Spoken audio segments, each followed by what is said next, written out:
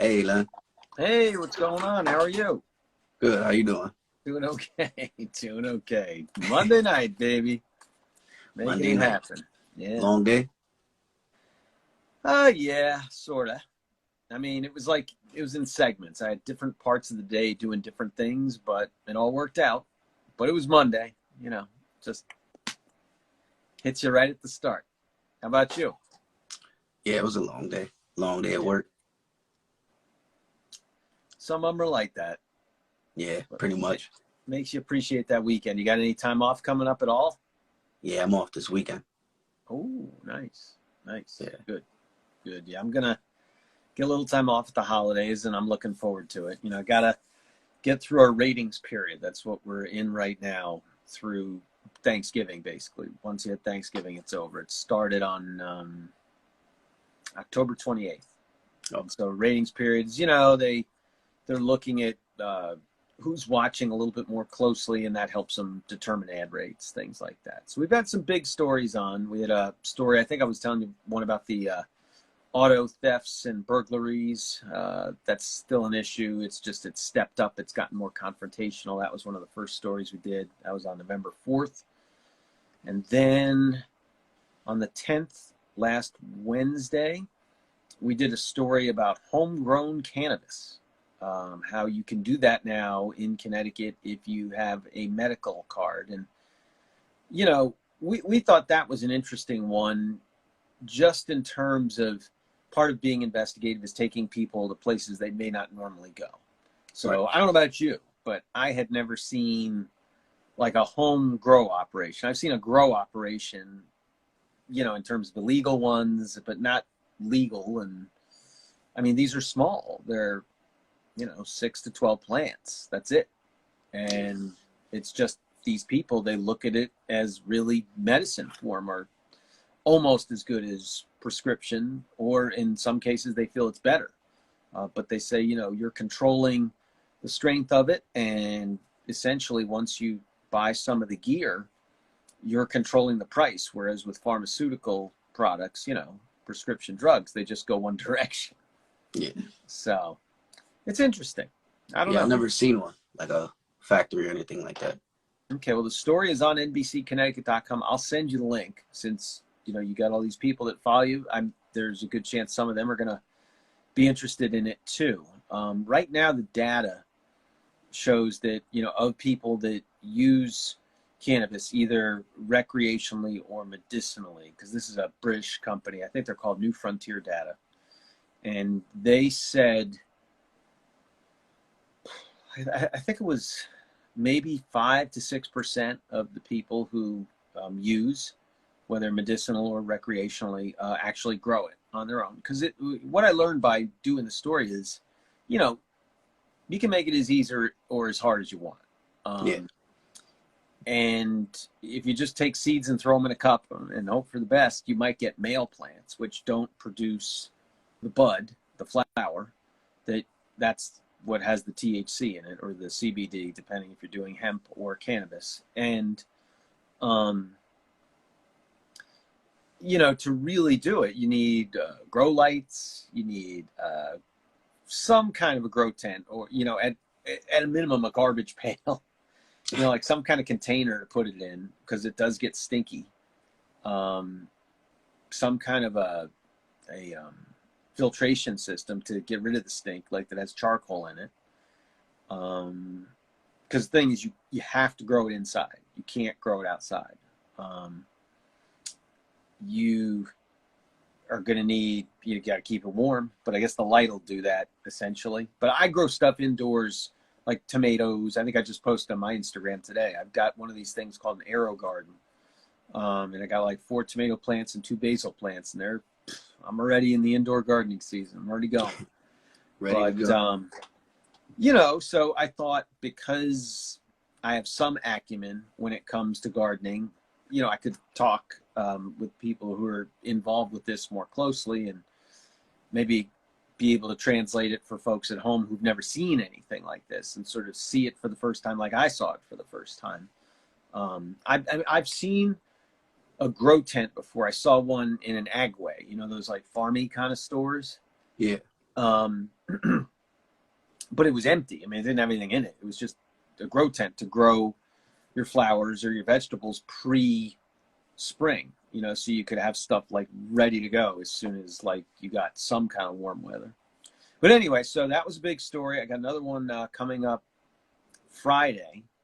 I can't tell you everything about it, but it's basically going to have to do with January 6th. You remember when there was that big riot and the breach at the Capitol? Yeah. And so, you know, there's been now 7 people from Connecticut who've been charged in that. Oh, wow. And we're going to tell a story about, you know, stuff connected to that. Like, that's as far as I'll go. But it'll be a good story. It's going to be on Friday night after Dateline. So that'll be good. There's my little plug. In terms of news, let's swing it around. Weather. Oh, my gosh. Were you Oh, yeah, it's real in the cold. middle of all that? Real cold. It's getting real cold. Well, now it's cold. Yeah. What about Saturday? We had 4 tornadoes. What the heck? Oh, yeah, I've seen that. November. Tornadoes. What the heck? That's crazy. It's crazy. Not good. Not good. Connecticut really never had like a lot of tornadoes like that, right? Mm-hmm. I mean, I read this whole explainer that our meteorologist, our chief, Ryan Hanrahan, wrote about this, and he said that the technology is a lot better now, so they can detect. I don't know enough about this, but I mean, just essentially like rotation or things like that they couldn't necessarily detect years ago that are very strong indicators that there is a tornado or was.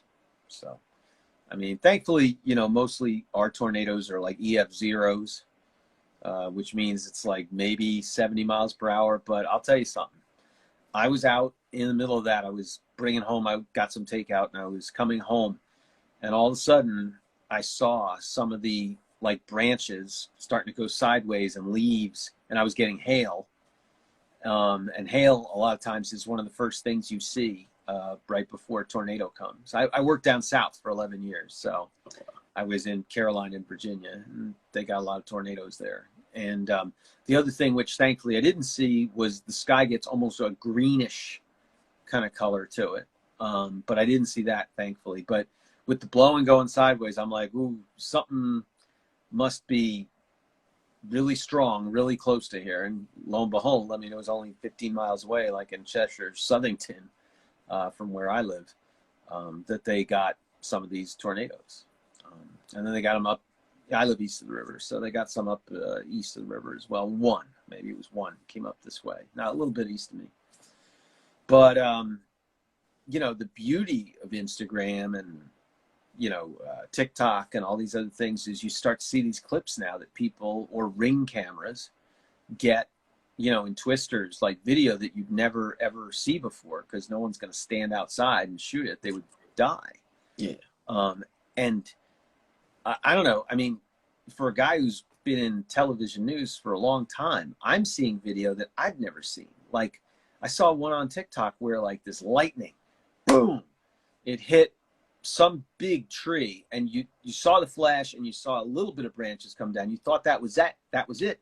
And then all of a sudden you see literally half of the tree come down right on top of the house. And then like I saw this another one of a tornado where, like I was describing my little thing, which was not even close to that, but I started seeing, you know, somehow they were able to hold the camera long enough that you could literally see the destruction happening right in front of you. If you don't think it can happen to you, once you watch a video like that, you're just like, all right, Mother Nature is, you know, if you haven't figured it out already, which hopefully you have, but if you haven't, you watch some of those TikTok videos and it's just like, holy moly. I mean, that's some strong wind.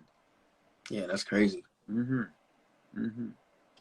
So I would say those are the big news stories I got. Let me see. General Electric broke up. We talked about that. Now Johnson & Johnson's going to break up. You know, like they make Band-Aids and baby powder and all that stuff. So that's like a huge, I mean, multi-billion-dollar company with tens of thousands of employees. Wow. And yeah, no. And they're going to split. This is the third company, because we've talked about this, I think, 2 or 3 times now. So GE split, And then the other one was United Technologies, split into Carrier, like the air conditioning company, and Otis, the elevator company, and then Raytheon, they make the missiles. And then GE is going to split up into an energy company, a sugar. I can't remember the other two. I think one's energy, aviation. I can't remember the third one. And then now they announced, it was like late last week, Johnson & Johnson's going to be like consumer products, like Band-Aids, baby shampoo, whatever. Yeah. And then prescription pills, pharma, prescription medicine. So that's 3 companies now within like just a year or two that were massive, and they split up. So it's interesting. That's going on. And let me see, the infrastructure bill got signed into law today. That's like 1.5 trillion. We were talking about tornadoes before and harsh weather. This is stuff that's not sexy, but it's really important. Yeah, I mean, it is what it is. But, if you don't like flooding, then you like infrastructure, because we gotta update all our drainage systems or build them. Some places don't have them, and like update our water systems. Think like about Flint, Michigan, and stuff like that. Yeah.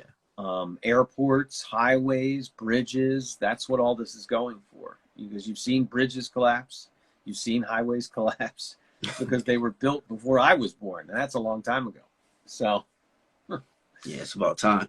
Yeah. So you got to get to that. But I'd say that's big stuff on this end.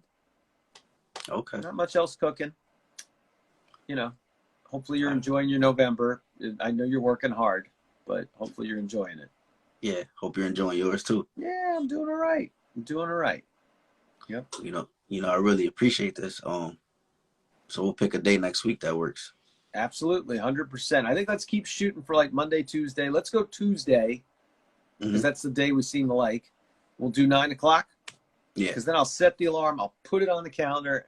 Once we lose the day, then everything goes haywire. Yeah. I understand if you got to work late, but otherwise, I'll try to stick to it. Okay. All right. Tuesday. Cool. All right. Thank you, man. You take care. Good talking. All right. Take care. See you, Ro. Bye. All right.